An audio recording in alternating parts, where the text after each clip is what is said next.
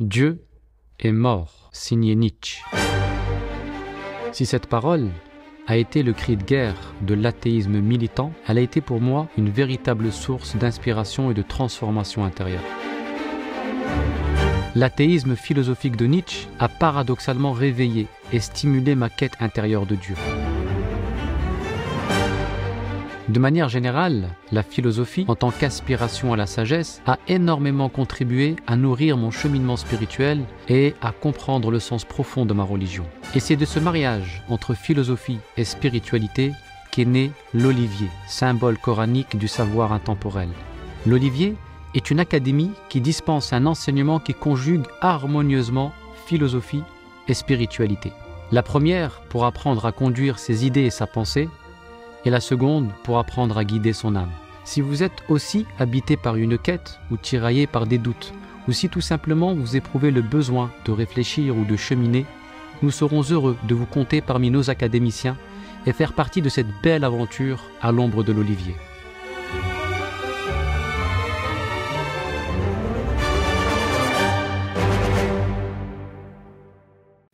Au lendemain de la bataille du fossé, les musulmans s'étaient imposés face aux Quraysh, et le rapport de force était désormais en leur faveur.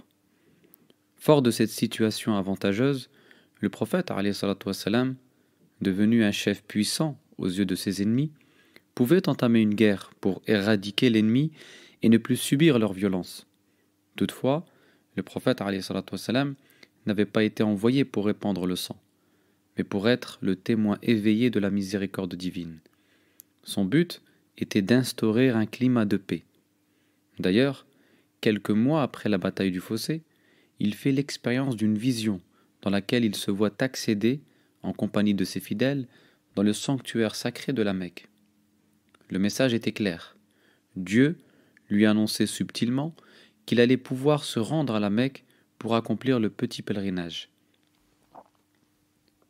Le prophète sallallahu alayhi wa sallam en informe aussitôt ses compagnons et leur suggère de se préparer pour le voyage.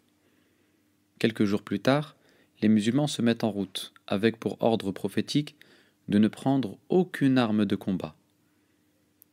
L'ennemi est très vite informé de la situation et dépêche quelques émissaires pour dissuader le prophète sallallahu alayhi wa sallam d'entrer à la Mecque, mais en vain. Il décide alors d'envoyer Khalid ibn al-Walid à la tête de 200 hommes pour stopper les pèlerins. Un éclaireur en informe le prophète sallallahu alayhi wa sallam qui change aussitôt de chemin.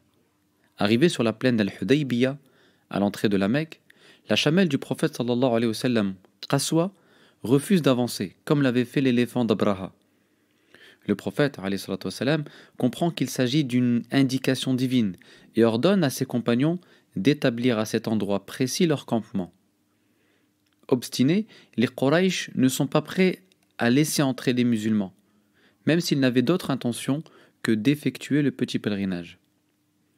Ils envoient donc plusieurs émissaires pour s'enquérir de la situation des musulmans et décourager le prophète sallallahu alayhi wa sallam d'entrer à la Mecque. Mais encore une fois, sans succès. C'est alors qu'ils proposent au prophète sallallahu alayhi wa sallam de signer un pacte de paix.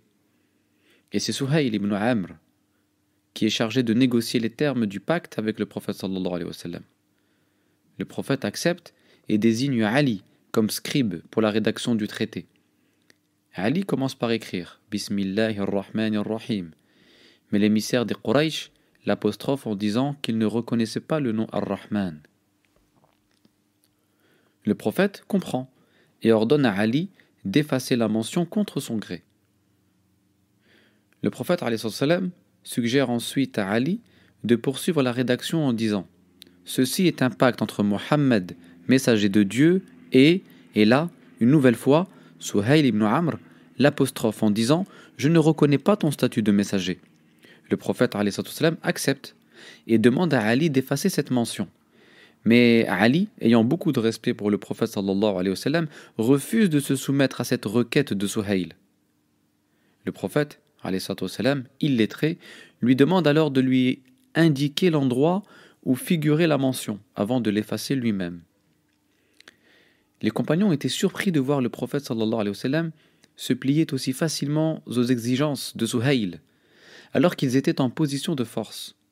Ainsi, En l'an 6 de l'Hégire, le pacte a été conclu en ces termes. Les musulmans n'accompliront pas la Umrah cette année, mais l'an prochain, et ne devront y séjourner que 3 jours maximum. La guerre sera suspendue pendant 10 ans. Et si un membre des Quraysh quitte la Mecque pour se réfugier chez le prophète, celui-ci devra le renvoyer, tandis que si un musulman revient à la Mecque, il ne sera pas renvoyé à Médine. Le prophète sallallahu alayhi wa sallam accepte tous les articles de ce pacte devant la stupéfaction des compagnons, déroutés par l'attitude du prophète sallallahu alayhi wa sallam. Omar perdit même patience devant ces concessions faites par le prophète. C'était comme un aveu de faiblesse, d'autant que le pacte tournait apparemment à l'avantage des Quraysh. Après la conclusion de ce pacte, les musulmans retournent sur leurs pas, avec beaucoup de déception. Mais le temps a fini par donner raison au prophète sallallahu alayhi wa sallam, qui en réalité a fait preuve d'une intelligence et d'une sagesse extraordinaire dans la signature de ce pacte. Car ce pacte a permis de renforcer les rangs des musulmans. En effet, en signant ce traité, le prophète sallallahu alayhi wa sallam a créé les conditions nécessaires à la transmission sereine de son message. Avec ce pacte, il pouvait exposer plus librement la vérité, car le poids de la menace était considérablement atténué. Jamais il n'y a eu autant de convertis qu'après le pacte d'Al-Hudaybiyah.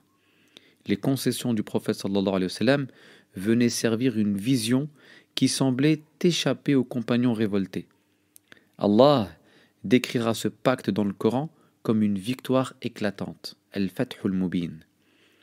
La principale leçon que nous pouvons retenir de cet épisode est la suivante. Le prophète sallallahu alayhi wa sallam nous enseigne qu'il faut savoir comprendre les choses au-delà de leurs apparences. Une apparente injustice peut contenir les graines d'une ouverture éclatante. Le prophète sallallahu alayhi wa sallam avait une profonde vision de la réalité. Et cette vision de la réalité se nourrit du rapport à la vérité. Plus nous sommes proches de la vérité, plus notre appréciation de la réalité gagne en relief et en justesse.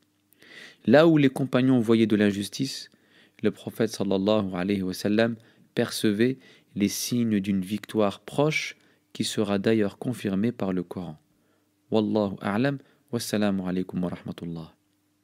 Dieu est mort, signé Nietzsche.